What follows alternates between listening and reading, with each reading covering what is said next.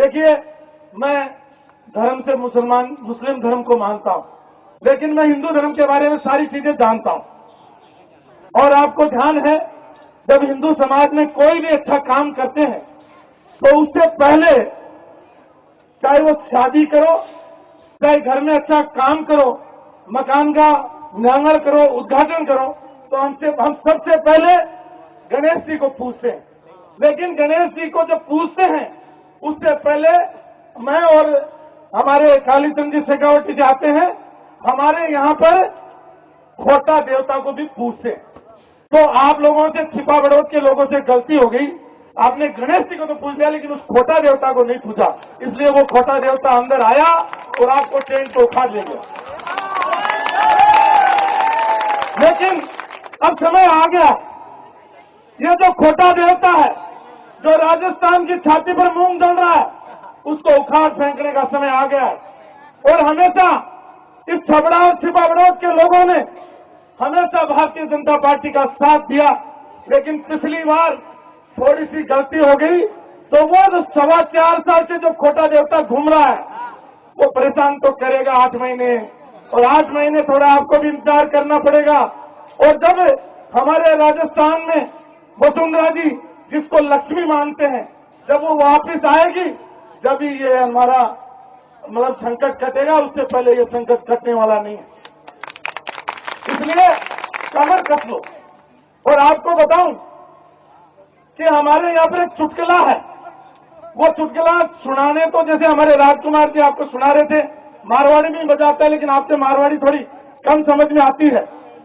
एक बार क्या हुआ कि लक्ष्मी और दिवाला, लक्ष्मी तो आप जानते हो पैसे की देवी है, और दिवाला जब आता है तो घर पूरा साफ कर देता है। तो लक्ष्मी और दिवाला दोनों के झगड़ा हो गया और दोनों लड़ पड़े। लक्ष्मी ने कहा मैं बड़ी, दिवाले ने कहा कि मैं बड़ा। लड़ते लड़ते बोले कहां जाएं? बोले प्रताप सिंह भी जो है वो बढ़िया है, सेठ है, वो यहाँ का प्रेम सिंह जी का लड़का है, और यहाँ कई बार विधायक रह गया, उसके घर चलो। उसके घर जाकर के पूछे कि दोनों में से कौन बड़ा है। लड़ते लड़ते दोनों उसके प्रताप सिंह जी के घर आ गए, और प्रताप सिंह जी को दिवाले ने और लक्ष्मी ने कहा हम दोनों में से बड़ा कौन है? तो ये चक्कर में पड़ गए कि अब क्या बताएं।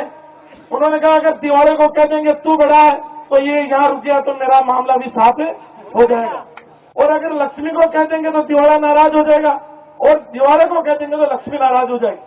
तो उन्होंने कहा कि साहब जब आप घर में घुसे थे उस समय मैंने आपको देखा नहीं, एक बार आप घर के बाहर जाओ और वापिस आओगे तो मैं बताऊंगा क्या है। जब वो दोनों घर से बाहर गए और थोड़ी देर बाद में वापिस आए तो उन्होंने हाथ जोड़ के कहा, हे दिवाला जी, जब आप जा रहे थे तो अच्छे लग रहे थे, और हे लक्ष्मी, जब आप आ रही थी तो बहुत अच्छी लगी, इसलिए वसुंधरा जी लक्ष्मी है और आने वाली है हम सबके बीच में, और ये दिवाला अशोक गहलोत है, इसको जल्दी से जल्दी भेजो। जब तक ये दिवाला राजस्थान से नहीं जाएगा तब तक इस राजस्थान का भला होने वाला नहीं है। हम सबके बीच में हमारे नेता प्रतिपक्ष माननीय गुलाब जी कटारिया साहब भी आ गए। मित्रों, मैं आपको कहना चाहता हूं कि पिछले 4.25 साल में राजस्थान में जिस तरीके का काम हुआ है, जिस तरीके से अशोक गहलोत सरकार ने यहां कुशासन दिया है, उस कुशासन को खत्म करके और सुराज लाने का काम अगर कोई कर रहे हैं तो माननीय वसुंधरा जी के नेतृत्व में हमारी भारतीय जनता पार्टी की टीम, जिसमें गुलाब जी कटारिया साहब भी साथ चल रहे हैं, वसुंधरा जी की पूरी टीम साथ चल रही है।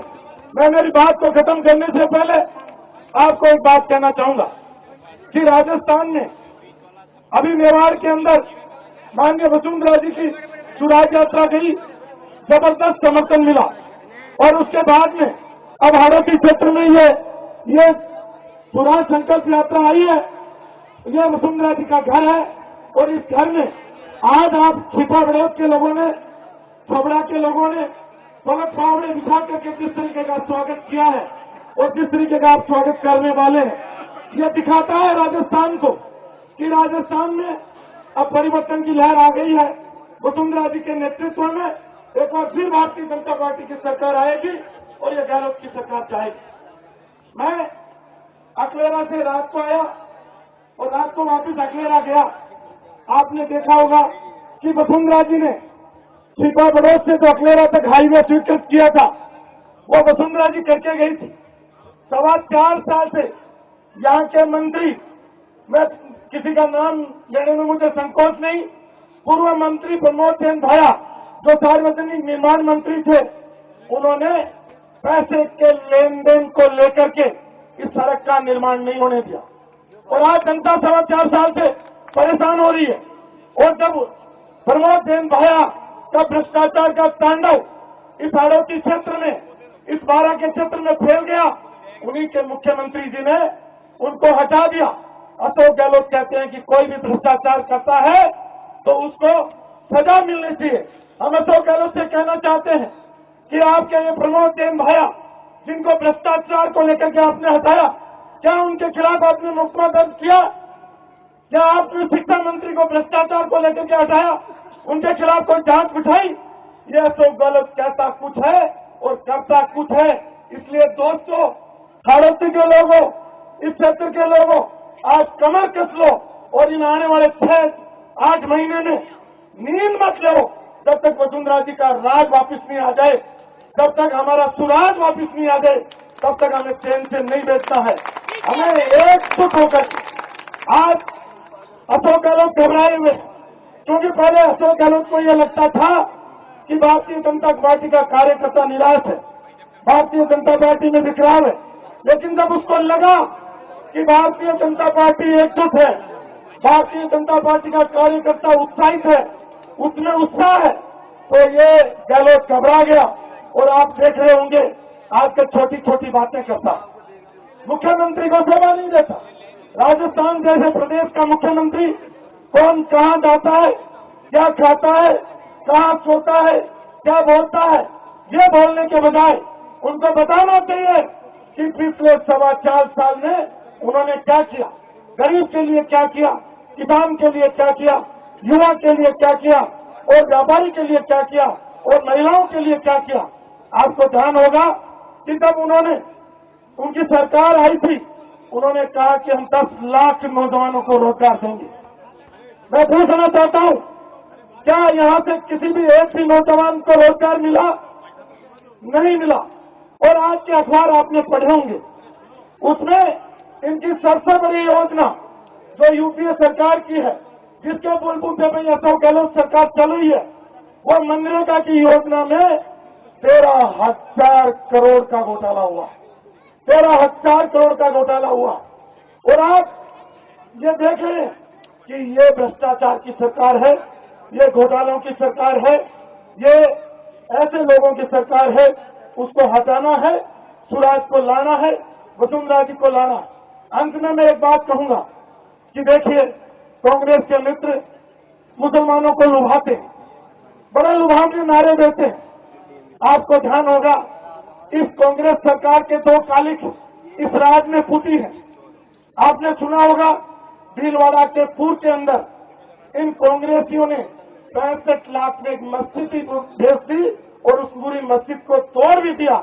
ये अगर किसी के कालिख फूकी है तो अशोक गहलोत की फूकी है। मदरसा बोर्ड में जो भर्तियां हुई, उनमें जो खुला भ्रष्टाचार हुआ, खुला पैसे लिए, अनपढ़ लोगों को, अपने रिश्तेदारों को नौकरी दे दी और उनको हटाया, ये अगर किसी के राज में हुआ तो वो गहलोत के राज में हुआ। इसलिए जिस जाति और धर्म का व्यक्ति है, उसको चाहिए कि इस सरकार को उखाड़ फेंके।